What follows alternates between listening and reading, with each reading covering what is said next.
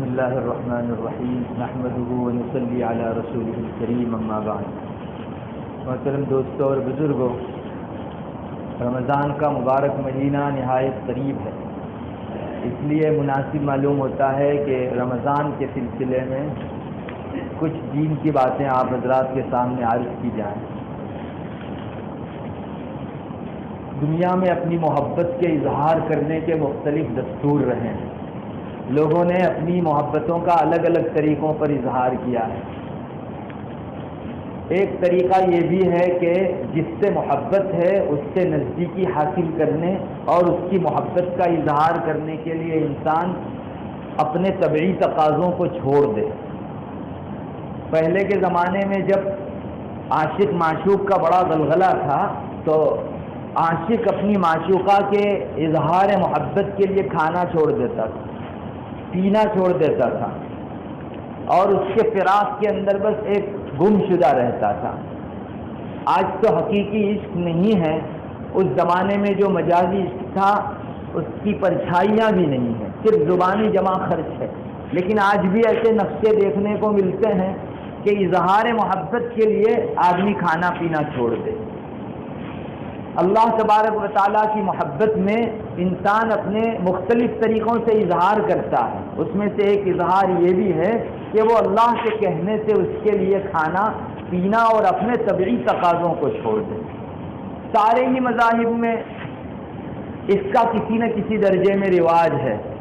ہنود کے یہاں بھی اپواس ہوتے ہیں، وہ بھی اپنے دیووں کے لیے، بتوں کے لیے اور غیر اللہ کے لیے اپنا کھانا پینا کسی حد تک چھوڑ دیتے ہیں، ان کے یہاں بھی اپواس ہوتے ہیں۔ یہ محبت کے اظہار کے لیے ہے اور اس امید پر کہ وہ مجھے اپنے سے قریب کر لے گا۔ اسلام کے اندر بھی پچھلے دنوں جو پچھلے مذاہب کے اندر روزے فرض کیے گئے تھے ویسے روزے اسلام میں بھی فرض کیے گئے، اور سچ مچ یہ اللہ تعالیٰ کی نزدیکی حاصل کرنے کا ایک ذریعہ ہے اور اپنی محبت کا اظہار ہے کہ میں اپنے رب کے لیے کھانا پینا چھوڑ دوں۔ یہ عشق کا ایک اظہار ہے، محبت کا اظہار ہے۔ دنیا میں اپنے ذاتی مفاد کے لیے لوگ کھانا پینا بہت چھوڑتے ہیں۔ کتنے ہی لوگ ہیں جو ڈائٹ کرنے کے لیے اس وقت اپنا کھانا پینا چھوڑ دیتے ہیں، مرغوب چیزیں بھی چھوڑ دیتے ہیں۔ ہمارے یہاں ایک طالب علم ہے، بہت جو ہے موٹی طبیعت ہے اس کی، وہ میرے پاس آیا، میں نے اس کو پوچھا کہ طبیعت کے لیے کچھ کرتے ہو؟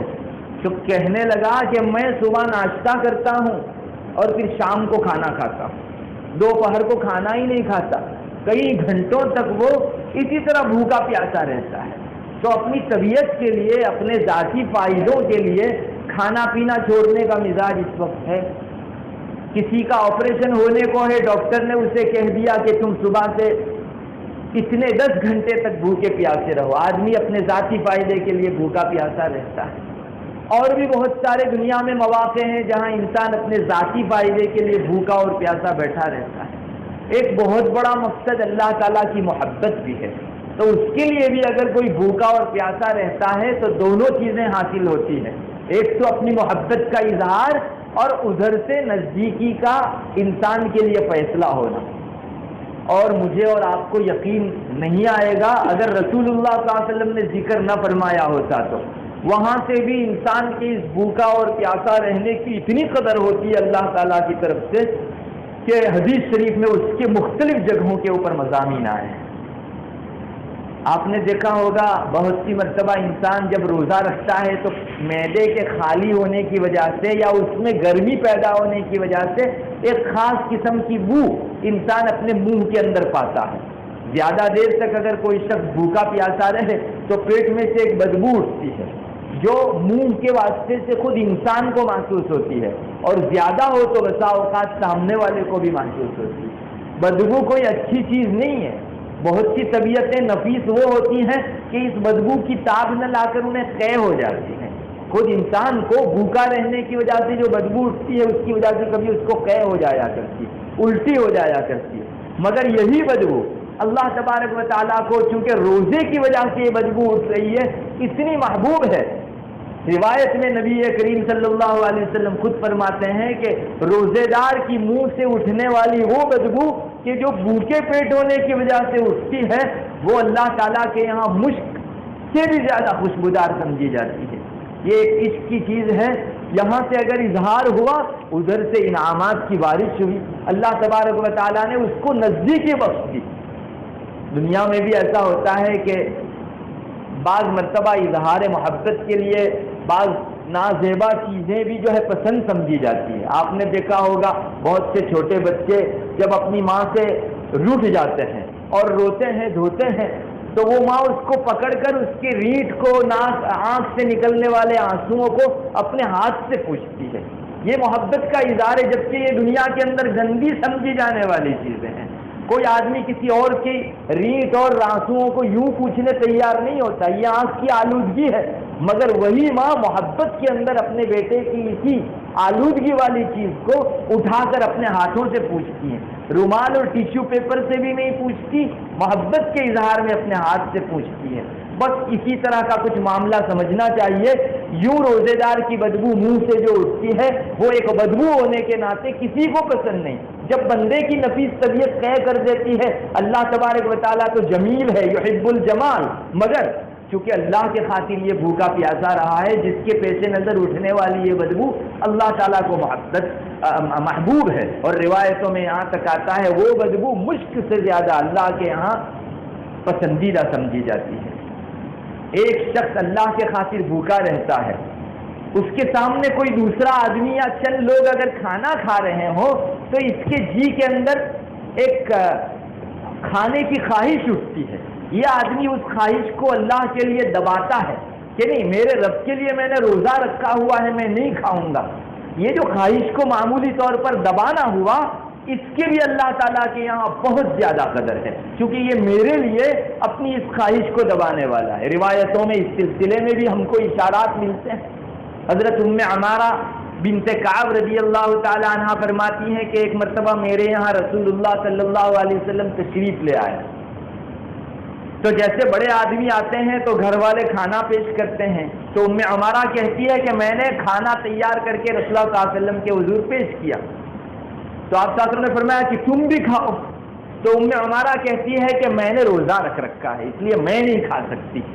تو اس وقت نبی کریم صلی اللہ علیہ وسلم نے اس طرح کا ارشاد فرمایا کہ جب کسی روزے دار کے سامنے کوئی دوسرا کھانا کھاتا ہے اور روزے دار اس پر صبر کرتا ہے تو جتنی دیر تک سامنے والا کھانا کھاتا رہے، یہ صبر کرتا رہے روزے دار، فرشتے اس کے اوپر مستقل رحمتیں بھیجتے رہتے ہیں. روایتوں کے اندر تو صلوات کا لفظ ملتا ہے جو انبیاء پر بھیجے جاتے ہیں. ہم کو مکلف کیا گیا ہے کہ ہم صلی اللہ علیہ وسلم پڑھیں، انبیاء کے اوپر صلوات بھیجی جاتی ہیں. اللہ کو اس آدمی کا، روزے دار کا، اس کے خاطر برداشت کرنا، سامنے والے کو کھاتا دیکھ کر اٹھنے والی لالچ کو دبانا، حرص کو دبانا اتنا پسندیدہ ہے، اللہ اپنی معصوم مخلوق کو مستقل لگا دیتا ہے کہ اس کے اوپر صلوات بھیجو، اس کے اوپر رحمتیں مسلسل بھیجتے رہو. جب تک وہ کھانا کھا نہ چکے، یہ برداشت کرنے کا معاملہ ختم نہ کرے، اس وقت تک مسلسل یہ اللہ تعالیٰ کی طرف سے رحمتیں بھیجی جاتی رہتی ہیں. بلکہ دوسری روایتوں کے اندر تو اور بھی اس طرح صبر کرنے والے کے لیے اللہ تعالیٰ کی طرف سے انعامات بتائے گئے ہیں. حضرت بریدہ رضی اللہ تعالیٰ عنہ کی روایت ہے، فرماتے ہیں حضرت بلال رضی اللہ تعالیٰ عنہ ایک مرتبہ نبی کریم صلی اللہ علیہ وسلم کے پاس تشریف لائے. آپ صلی اللہ علیہ وسلم کھانا تناول فرما رہے تھے، تو آپ نے فرمایا بلال آ جاؤ، کھانا تیار ہے. تو حضرت بلال نے فرمایا کہ رسول اللہ میں تو روزے سے ہوں، میں آپ کے ساتھ شریک نہیں ہو سکتا. تو اس وقت آپ صلی اللہ علیہ وسلم نے یہی بات ارشاد فرمائی کہ جب کسی روزے دار کے سامنے کھانا کھایا جاتا ہے اور وہ صبر کرتا ہے تو اس روزے دار کی ہر ہڈی اللہ تعالیٰ کی تسبیح میں مشغول ہو، اتنا اس کو اجر و ثواب دیا جاتا ہے. اور فرشتے اس کے لیے استغفار کرتے رہتے ہیں جب تک کہ سامنے والا اپنا کھانا پورا نہ کر لے. کتنی قدردانی کی چیز ہے. ایک انسان روزے دار، ہر ایک کو احساس ہوتا ہے کہ جب بھوک لگی ہو، سامنے اچھا کھانا کوئی کھا رہا ہو تو اس کے دل میں ایک ولولہ اٹھتا ہے کہ میں اگر روزے دار نہ ہوتا تو میں بھی شریک ہو جاتا اس میں.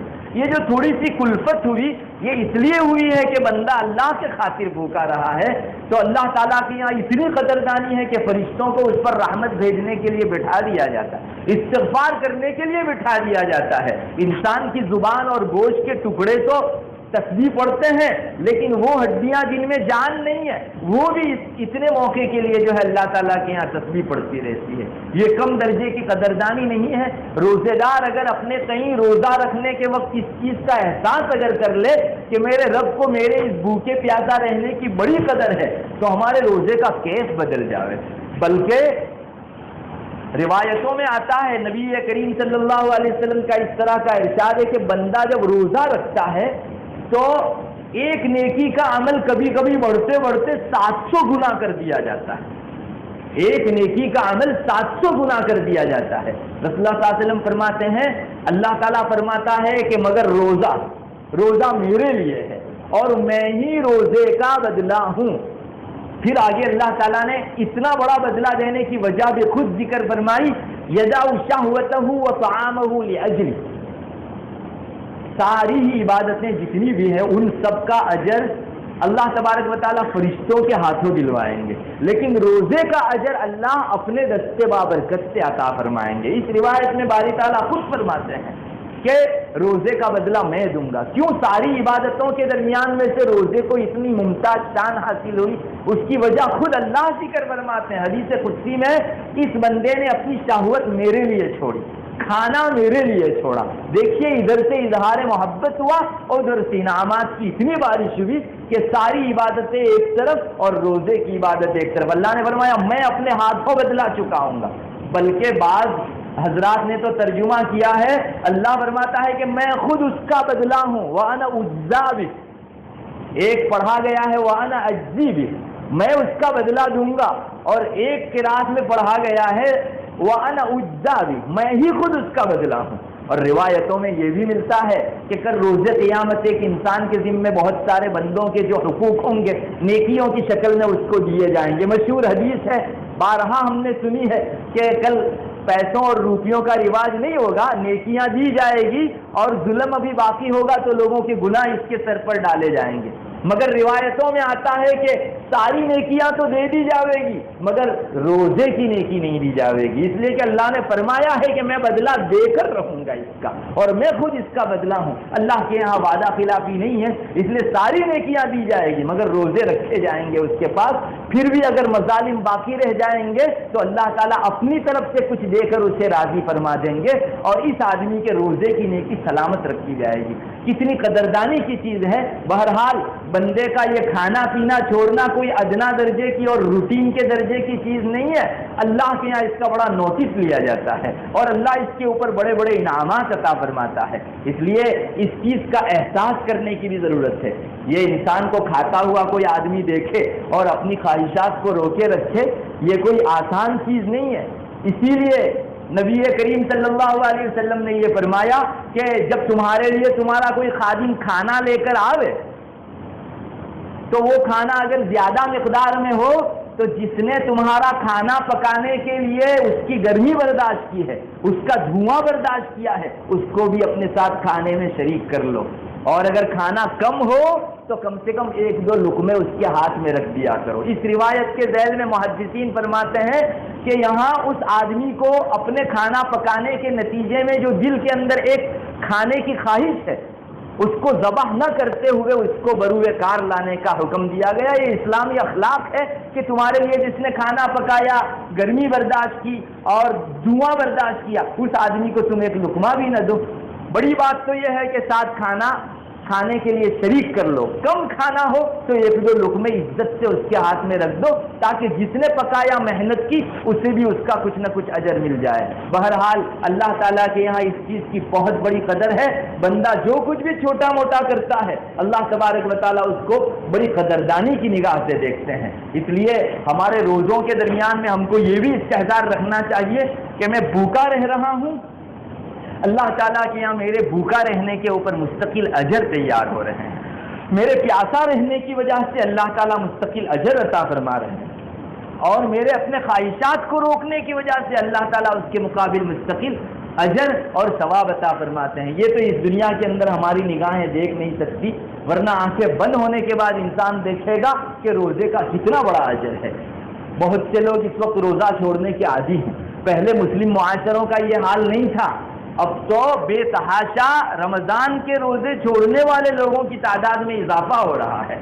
اور اس سے ایک قدم آگے برملا چوراہوں کے اوپر لوگوں کے بیچ مسلمان کھاتے دکھائی دیتے ہیں، جبکہ رمضان کا مقدس مہینہ چل رہا ہے، لیکن مسلمان روزہ چھوڑنے کے عادی ہو گئے ہیں. یاد رکھیے، جس آدمی نے روزہ نہیں رکھا اسلام میں اس کا کوئی حصہ نہیں ہے. بہت بڑی عبادت ہے، حتیٰ کہ روزہ چھوڑتے چھوڑتے اس کے دل میں اگر روزے کی اہمیت ختم ہو گئی اور اس کی زبان سے کوئی ایسا جملہ نکل گیا جو اس کی فرضیت کا انکار کرنے پر جو ہے مشتمل ہو، تو یہ آدمی فوراً دائرہ ایمان سے باہر نکل جائے گا. روزہ کوئی چھوٹی عبادت نہیں ہے، اسلام کے اہم ترین فرائض میں سے ایک فرض ہے. چاہیے مسلمان کو کہ وہ اپنے روزے کی قدر کرے. مجھ کو ابھی 2-3 روز پہلے ایک طالب علم نے اپنی بستی کا حال سنایا.